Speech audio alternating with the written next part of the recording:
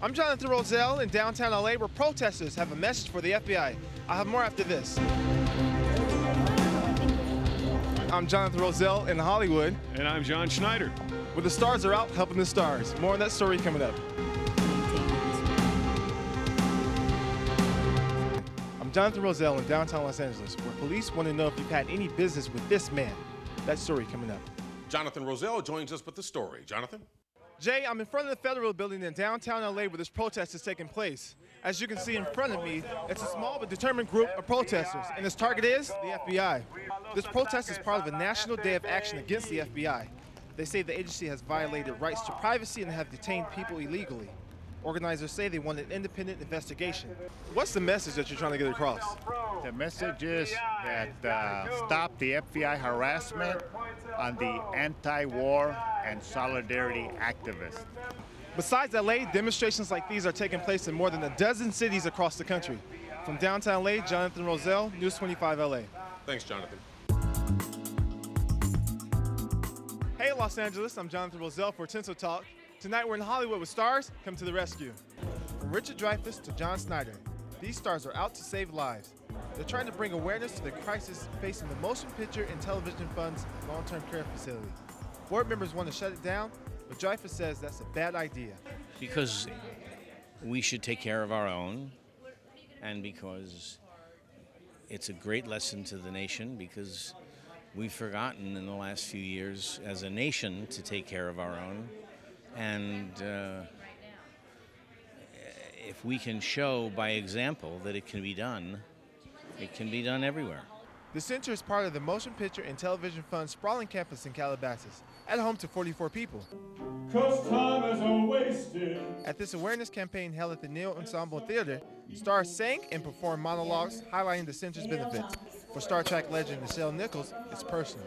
Because this is ours, and this was the promise. This was the promise that when it was built, people who the founders, the very founders said, never shall a actor be on the street for lack of care. We take care of our own, and that's what we intend to continue doing. It's hard to find people to gather together to help the elderly. These people have gathered together to help the elderly, and that truly is the mark of a good person. If there is a God, and I believe there is, he's very happy right now. Certainly a lot of talent for a very good cause. That's it for Tinsel Talk. I'm Jonathan Rozelle. Have a great night. Reporter Jonathan Rozelle joins us from downtown LA with the story. Jonathan? Jay, we're at police headquarters where this news conference has just wrapped up. Take a look behind me. This is the main suspect in this case, a case police are calling shocking. You're looking at a suspected pimp, kidnapper, and slave trader.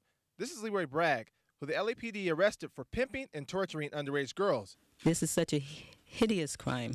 At this news conference today, lead officer Captain Ann Young described Bragg as a monster. What do I think about him? Certainly not very much. Bragg is accused of using 13 and 14-year-old girls as prostitutes in this neighborhood around 41st and Western. Police say he hid the girls in various motels and forced them to have sex with dozens of men. He was arrested for pimping 2 girls, but Captain Young believes there are many more victims. We believe that there is. You can't tell me that there are only 2 victims that this has happened to with Mr. Bragg. Remember, these are young women, 13, 14 years old. They're afraid. Neighbors say prostitution has been a problem for years, but Ratanga Rose Wright says she never knew the prostitutes were as young as Bragg's victims. I think that this particular person, adult, is taking advantage of young girls in heat, young girls who have low self-esteem. Bragg was arraigned last week. Bail was set at $1.3 million. From downtown LA, Jonathan Rozelle, News 25 LA. Jay, back to you. Okay, thanks, Jonathan.